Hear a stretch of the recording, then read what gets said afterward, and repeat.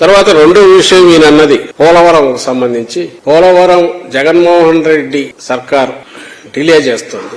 Centre నుంచి ఎప్పటికప్పుడు ఇచ్చేస్తున్నా, మేము దాన్ని ఇచ్చాం, జాతీయ ప్రాజెక్ట్ చేశాం, డిలే చేస్తుంది. ఈ రోజు చంద్రబాబు నాయుడు స్టేట్ ఇక్కడ అక్కడ మమ్మల్ని ఎలక్ట్ చేసుకుంటే 2 years లో కంప్లీట్ చేస్తాము అని అన్నాడు. డిలే ఎందుకు చేస్తుంది అంటే అవినీతిలో కూరుకుపోయింది అని అన్నారు. ఇది ఒక ఎగ్జాంపుల్, అది క్లియర్ కట్ కేసు కాబట్టి ఆయనకు తెలుసు, బీజేపీకి తెలుసు, అప్పుడు మోడీ గారే ఉన్నారు, ప్రధానికి ఆయనకు తెలుసు అనే విషయం రాష్ట్ర ప్రజలకు తెలుసు అప్పుడు ఏం జరిగింది అనేది. అదే విషయం 19 ఎన్నికల్లో ఇక్కడికి వచ్చినప్పుడు మోడీ గారు కూడా అన్నారు. అదొక్కసారి ప్లే చేయండి.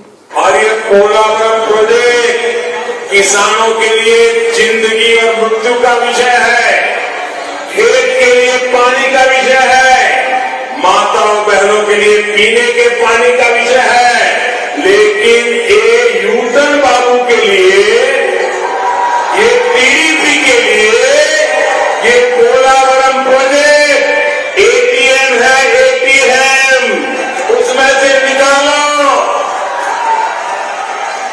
और भ्रष्टाचार का खेल खेलते रहो, यही उनका काम है.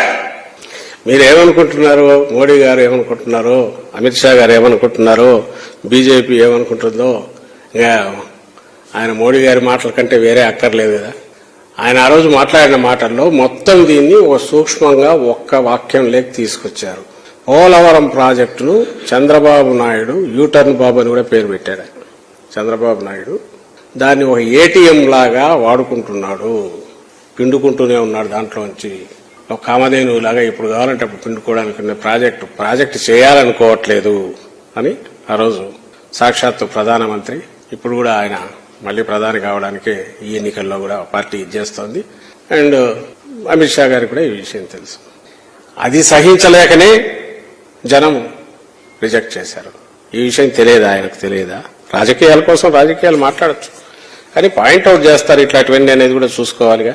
రెండో విషయం, ఎలాగో పోలవరం వచ్చింది కాబట్టి చెప్పాలి.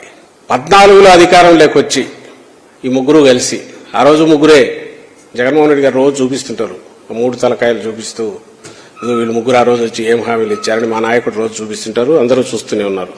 ఆ హామీలు ఎట్లా తుంగలో దొక్కారనేది కూడా చంద్రబాబు నాయుడు చెప్తున్నారు. ఈ ముగ్గురు అధికారంలోకి వచ్చాక 14 నుంచి 17 వరకు పోలవరం గురించి ఎందుకు చంద్రబాబు నాయుడు ఊసెత్తలేదు?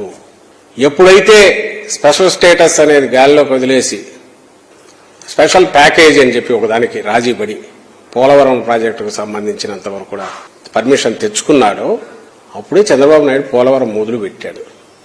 అప్పుడు కూడా ఏం చేశాడా అంటే పోలవరం ప్రాజెక్టుకు సంబంధించినంత వరకు ఏం చేశాడు ఆయన? అప్పటి వరకు ఉన్నది 13-14 రేట్ల ప్రకారం ఉన్న కాంట్రాక్ట్ ఉంటే 60C కింద, క్లాస్ 66C కింద ఏ పర్ఫార్మెన్స్ నాన్ పర్ఫార్మింగ్ కాంట్రాక్ట్ సరిగా చేయకపోతే కాంట్రాక్ట్ రద్దు చేసే దాని కింద రద్దు చేసి తనకు అత్యంత ప్రియమైన రామోజీరావు వియ్యంకులకు సంబంధించిన నవయుగ కంపెనీకి కట్టబెట్టాడు. 13-14 రేట్ల ప్రకారం ఇవ్వాల్సిన ఒరిజినల్ అగ్రిమెంట్ ప్రకారం సేమ్ కండిషన్స్ కాంట్రాక్టర్ కూడా ఒప్పుకున్నాడు, అంటే 13-14 రేట్ల ప్రకారమే చేయడానికి. అయినా సరే చంద్రబాబు నాయుడు వాళ్లకు 15-16 అంటే 2015-16 కాంట్రాక్ట్ రేట్ల ప్రకారం కాంట్రాక్ట్ అవార్డు చేశాడు. అంటే స్ట్రైట్ గా 2013-14 కు 15-16 కున్న తేడా ఏందో మొత్తం అంతా కూడా అది కరప్షన్ తప్ప ఏమవుతుంది వాళ్ళకి ఇచ్చేశాడు. దాంతోపాటు చేసినవి చాలా ఉన్నాయి.